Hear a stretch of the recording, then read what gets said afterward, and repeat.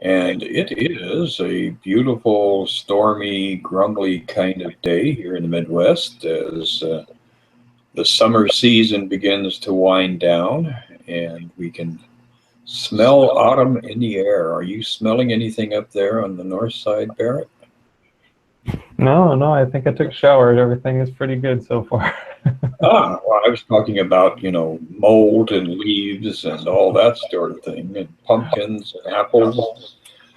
We do have crabapple trees outside of our yard, and this is a gorgeous big tree, so it's already starting to develop some pretty small red apples on it. And I really do like this time of year. I think maybe because my birthday is in October, so as a kid I was always like, oh, it's my time for my birthday. And but there's something, I don't know, just a little magical and a little restful about this kind of August heading into fall time. Some of the busyness of summer is already settling down, and yeah, there's more to come. Yeah, I think autumn is a time of community. That's when we all get together and enjoy the warmth of the fireside on a chilly evening and the smell of burning leaves.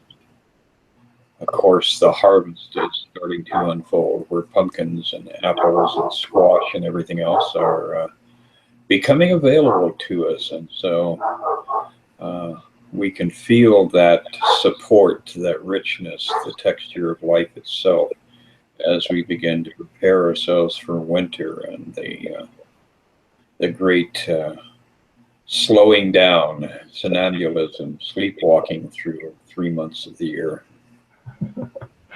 Well, just 3 months of the year isn't so bad, considering most of us sleepwalk through our entire life. So, That is a fact.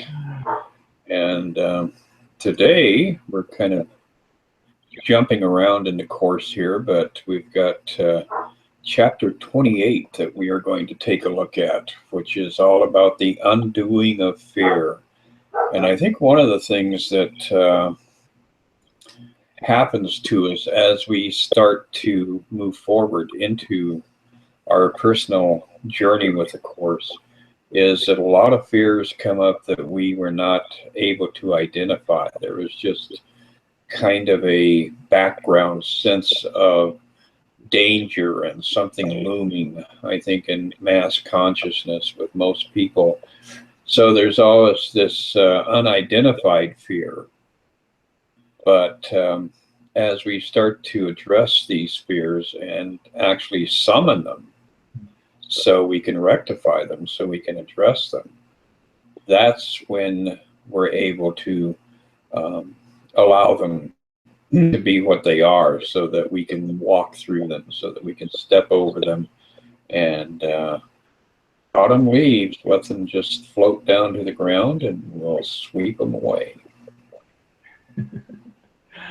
I like that. And I think that just leads us right into this part of the text. And he starts us off here at the section titled The Present Memory with some really nice words. He says, "The miracle does nothing. All it does is to undo, and thus it cancels out the interference to what has been done. It does not add, but merely takes away, and what it takes away is long since gone, but being kept in memory appears to have immediate effects. This world was over long ago. The thoughts that made it are no longer in the mind that thought of them and loved them for a little while. The miracle but shows the past is gone, and what has truly gone has no effects. Remembering a cause can but produce illusions of its presence, not effects." So we really are starting to get, as he's sharing here, that nothing has happened, that love is still true, that peace is still real, that we are still resting in the arms of God who loves us. But all we need to do is let go of all the false ideas that have come between our truth and that awareness. And that doesn't always feel like it's an easy thing to do. Sometimes when we think about healing ourself and the undoing of fear, as this chapter is titled, It feels like, oh my God, I have to heal all this stuff. But the good news is that, it's inevitable you're going to heal it. And in fact, in truth, you've already healed it. As he said, the world was over long ago. And that means that all the healing that you think you still have to do is actually done as well. It just seems that you still have to do it. And in effect, we're kind of walking through a rerun of our life that is already over. We still have to make the decisions and take the actions that are appropriate in our life. But as we start to adopt this perspective, it helps us to be less heavy about things that happen here and to take everything that happens here less seriously.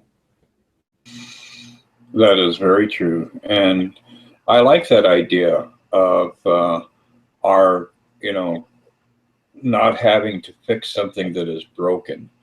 I think that whole concept of the miracle as being a process of not creating something. We don't have to create a healing. We don't have to create a resolution.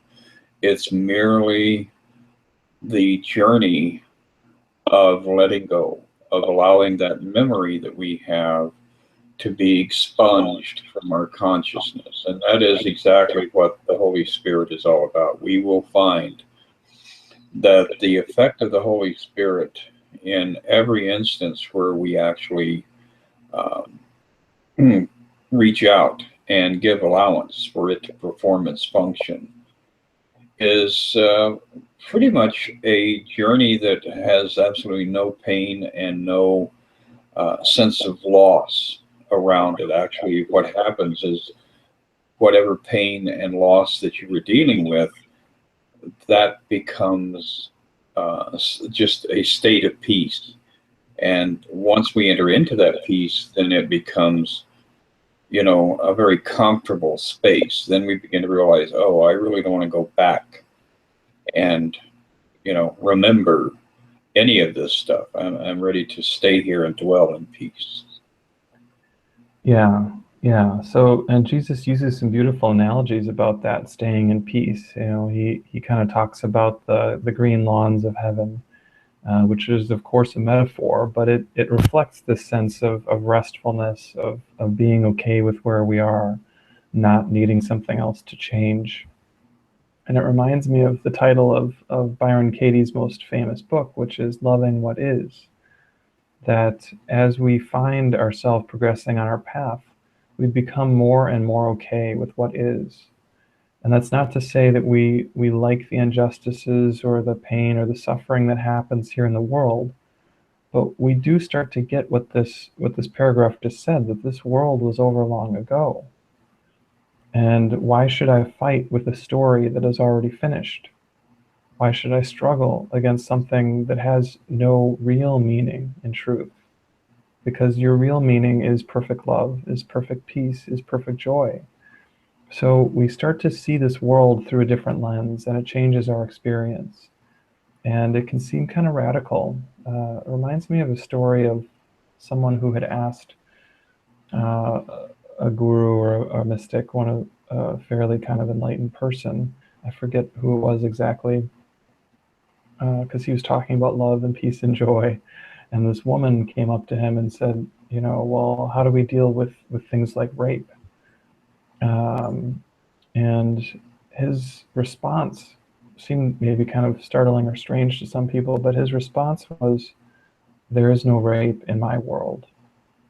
Or something that I might be paraphrasing his exact words, but there is no rape where he was, And what I think he was saying is that when you rest in that gentle truth of peace, yes, the images here in the world may seem to be startling and upsetting and challenging, but that peace does not waver. That peace does not leave. And in that truth, there is no attack, there is no harm, there is no wrongdoing.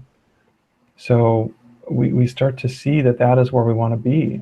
And we start to move more and more in that direction and make choices that are more and more in alignment with having that experience for ourselves. Exactly. And it's really hard to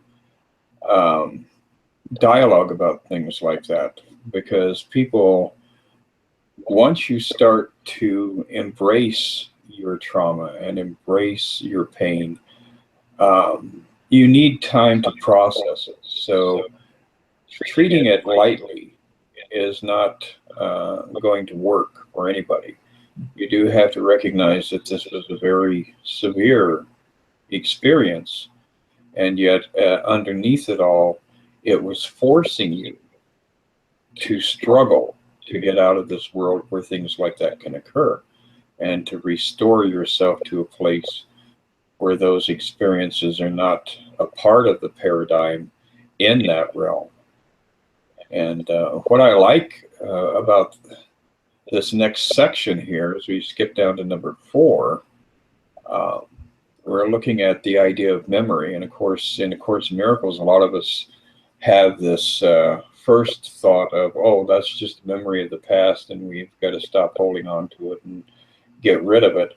But here it kind of flips things around, and he's saying, you know, memory is not always a bad thing, because the Holy Spirit, when given the opportunity to explore the idea of memory, will direct you to the memory of where you actually are and what the experience of God is, which will flip things around and turn it back into a situation where you recognize that you are in the here and now, still in that state of being one with God and at peace with the world. So there's a little bit of paradox here that I think is really fun to entertain, because it helps us to recognize, again, that there is no lack, there is no separation, and there are no needs. And we're really brilliant at defining our needs and defining our lack and defining our sense of separation. So once again, we're moving into memory to realize that we have everything, that we have the abundance that is built into us from the beginning. Yeah, and I like how in this section he really does kind of talk about memory in 2 different ways, that we remember something that is false, which is the ego, and then we have a memory of what is true, which is, you know, our oneness with God, and that we're always flipping back and forth between the two. And he uses the title of the section, the present memory, to really refer to the fact that our memory of Holy Spirit, our memory of God, is actually here. It's not something that's in the past, it's something that's here right now. And that all we need to do is really let go of the false. We let go of believing that this memory of separation has any reality. And then the light of heaven just shines, because there's nothing obstructing it. So we, in a sense, we don't need to focus on making the light shine, because the light always shines. We just need to really see what is in the way of that light shining clearly, and then question that, so that we can start to undo that and come into that present memory of God's love.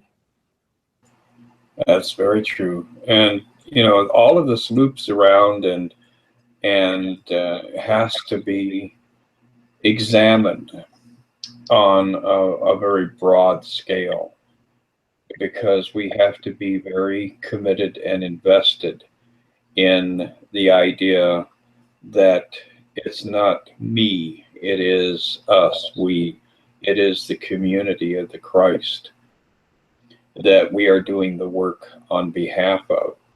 So whenever you allow yourself to release a memory of your mortal experience and to reclaim that memory of the present moment, of the presence and activity of God in your life, then what happens is that it has a systemic effect. So you're lifting up all of the community of humankind, all of the evil people, all of the good people, all of these different ideas we have about the human race. And we recognize that, no, there's only one of us here, unified. We may be infinite in our truth, in that there is infinity within the one, but there is no separation within the one. Yeah, and I think, again, speaking of looping around, this does come right back to what you were saying, is that yes, this level is the truth, that love is true, love is infinite, love is endless. But when we feel like we're going through something painful or challenging, it's important not to use this concept just to cover over the pain or the upset or the frustration that you're feeling, but to actually allow that frustration to be seen from the perspective of truth. So sometimes the course itself can be used to try to hide or cover over issues that we're going through, and I think just knowing that that's a possibility can help to mitigate how much we do that, and can reduce that from happening a whole lot in our lives, although I think everyone does it to a certain extent. Very true. And as we slip down here to the 6th paragraph, we're compounding things, where it says, "Yet time is but another phase of what does nothing." So whenever you are saying, "Oh, well, I hope next week I can be healed," or "I hope next month I can release this," or "I hope next year I'm in a better place," it's bringing us back to that acknowledgement that time is irrelevant. Time absolutely does nothing to help you. So it's only an indulgence on your behalf. It says it works hand in hand with all the other attributes with which you seek to keep concealed the truth about yourself. Time neither takes away nor can restore. I love that line. It's not going to restore anything to you because it's already here. He goes on to say, "And yet you make strange use of it, as if the past had caused the present, which is but a consequence in which no change can be made possible because its cause has gone." So it gets into a little bit of a brain tease here, and if you think about it too long, it's a brain freeze. But the real point that's being made is that you don't have to wait in order for your awakening, and in order for enlightenment, and in order for that experience of being one with the divine. It is always here right in front of you. And the less power you give to the idea of time, the faster you are going to actually be able to step into this moment where everything is healed and perfect. That is true. That is true. But that doesn't mean you can submit your taxes after April 15th. So. Well, you can, but you'll pay dearly for it. So you will be penalized. Yeah. So yeah, and I think that just speaks to a really interesting point, is that sometimes as we let go of the idea that time is important, there can be a fear like, oh no, well, am I going to be able to function in the world? Am I going to be able to, still do what I need to do to get through my day? And what you'll find is that you can still do what you need to do, but there's just less stress about it. There's less upset. There's a great book called Don't Sweat the Small Stuff, and it's all small stuff. Well, everything here in the world is small stuff, and we're sweating over it almost all the time. So I think if we can take that book title to heart, it would really change our experience, and it would lead us to a happier, more joyful time here in the world. Well, what's going on is, as we're amping up collectively and utilizing resources like the internet to exchange ideas and to share different resources, it's becoming glaringly apparent that there is nothing to blame except your own stubbornness and your own fear and your own resistance, because you can't swing a dead cat without hitting somebody out there that's got an insightful thought for you, that gives you something worthwhile, a little nugget or a little gram of reality that you can take with you as you're moving through your day. So it's everywhere, and it's amping up, and it really is necessary for you to stop and look deeply into what it is that is causing your dread and is causing your fear of allowing this natural process to occur. Yeah. Yeah.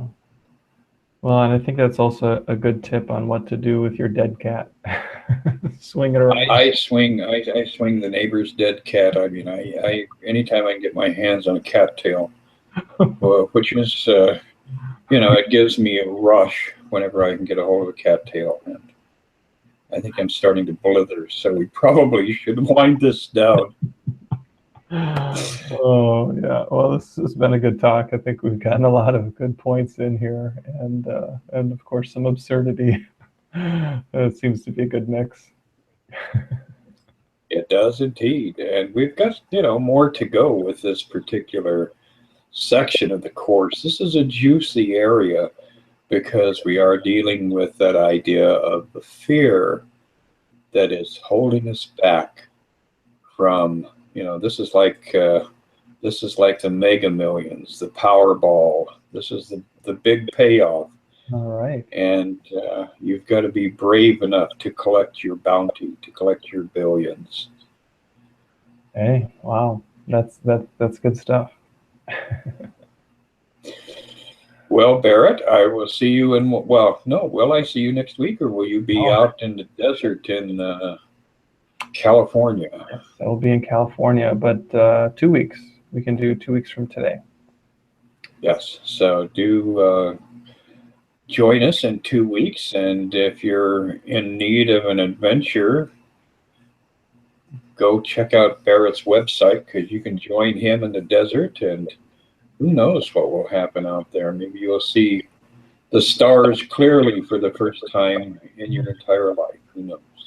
Yeah, and actually what I'm doing out in California is I'm going to be at a yoga festival called Bhakti Fest, which is in Joshua Tree National Park. It's happening September 8th through the 11th, and I'm going to be doing energy healing sessions, just having a good time out there. And then also leading a post-retreat event, which goes through Tuesday, the 13th, with my friend Jason Gremley. So we're going to be just helping people, kind of integrate some of the energies that we'll be healing during the weekend. So join us for some or all of that. It would be really cool. And if you have questions, as always, feel free to reach out to me at my website, which is barretthedin.com. Yeah, I think you guys are going to have a great adventure, and who knows, you may actually stumble across you too. I mean, it is a possibility that Bono might be returning to Joshua Tree just to see how time has unraveled for him and all of his personal adventures. Hey, all right, I'll try to get his autograph if I see him. I think that would be lovely. Well, you have a great week, and I'll talk to you in 2 weeks. All right, sounds good. You too. Bye, man. Goodbye.